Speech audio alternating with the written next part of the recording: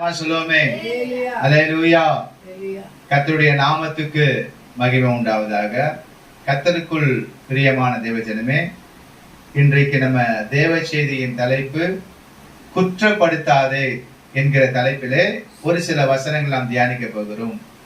மற்றவனை குற்றப்படுத்தாதே என்கிற தலைப்பிலே நாம் தியானிக்க போகிறோம். நம்பர் 1, ஆண்டவராகிய இயேசு கிறிஸ்துவை குற்றப்படுத்தினவர்கள் யார்? நம்பர் 2, குறை சொல்லுகிற மனிதர்கள், பொறாமையினாலே குற்றப்படுத்துகிறவர்கள். நம்பர் 3, இரவும் பகலும் குற்றப்படுத்துகிறவன் யார்? இந்த 3 குறிப்புகளை நாம் தியானிக்க போகிறோம். தேவ நாமத்துக்கு மகிமை உண்டாகட்டும். கர்த்தருக்குள் பிரியமான தேவஜனமே, தேவ செய்திக்குள் போவதற்கு முன்பாக ஒரு சில விஷயங்களை உங்களுக்கு மேலோட்டமாக நான் சொல்லுகிறேன். ஒரு அல்லேலூயா சொல்லுவோமே, சத்தமா சொல்லுவோமே, அல்லேலூயா. நல்லா கவனமா தேவ செய்தியை கேளுங்க. நாம் அநேக நாட்களாக ஜெபித்துக் கொண்டு வருகிறோம். 1 வருடம், 2 வருடம், 5 வருடம், அநேக நாட்களாக ஜெபித்துக் கொண்டு வருகிறோம். ஆனால் விசுவாசிகள் என்ன சொல்லுகிறாங்க? பாஸ்டர் ஐயா, நான் 5 வருஷமா ஜெபிக்கிறேன், என் ஜெபத்துக்கு பதிலே இல்லை.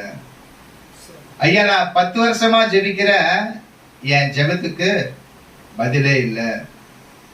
ஏன் என் ஜெபத்துக்கு பதில் இல்லை? நீங்க கவனமா கேட்கணும் மெசேஜ். அப்பதான் உங்களுக்கு இந்த சத்தியம் புரியும். அநேக நாட்களாக நான் ஜெபிக்கிறேன், என் ஜெபத்திற்கு பதிலே இல்லைன்னு சொல்லி நாம் அநேக நாட்கள் புலம்பி இருக்கிறோம்.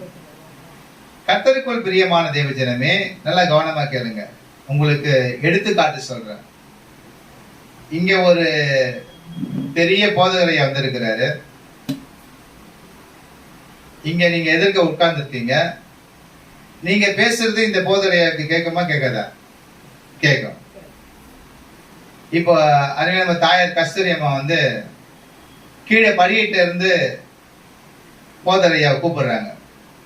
ஏதோ ஒரு உதவி வேணும்னு சொல்லி கூப்பிடுறாங்க. அவ போதரைக்கு எப்படி கேட்கும்? டைரக்டா கேட்குமா இல்ல மெதுவா கேட்குமா? மெதுவா கேட்கும். இதே நம்ம கஸ்தூரியம்மா தாயாரு ரேஷன் கடை மெயின் ரோட்ல இருக்குல்ல, அங்க இருந்து இங்க இருக்கிற போதகரை கூப்பிட்டா போதகருக்கு கேட்குமா கேட்காதா?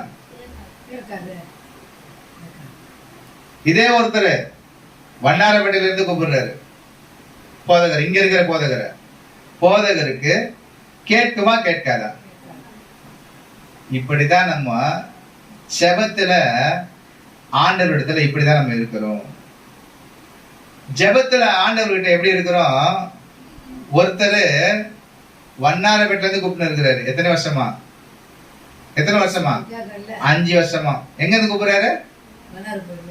கூப்பிடுறாரு. வண்ணாரப்பேட்டையில இருந்து கூப்பிட்டா இங்க உட்கார்ந்து இருக்கிற ஆளுக்கு கேட்குமா?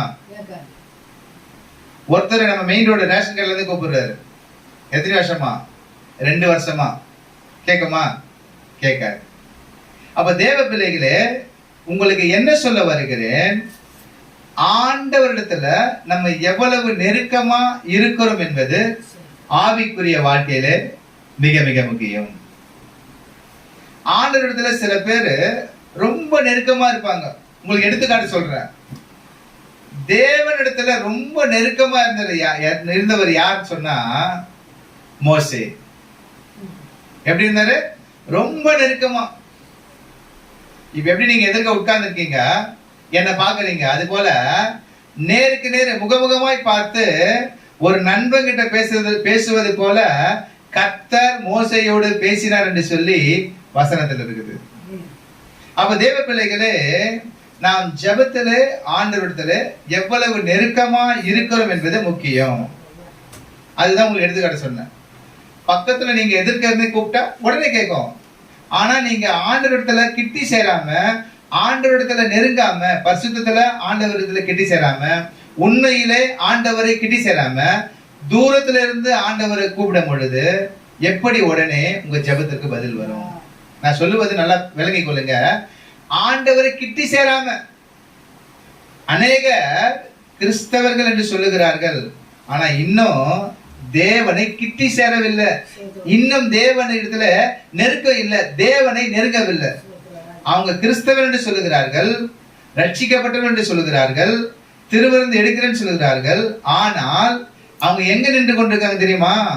தூரத்துலதான் இருக்கிறாங்க. தூரத்துல நின்று கொண்டு என் ஜெபம் கேட்கப்பட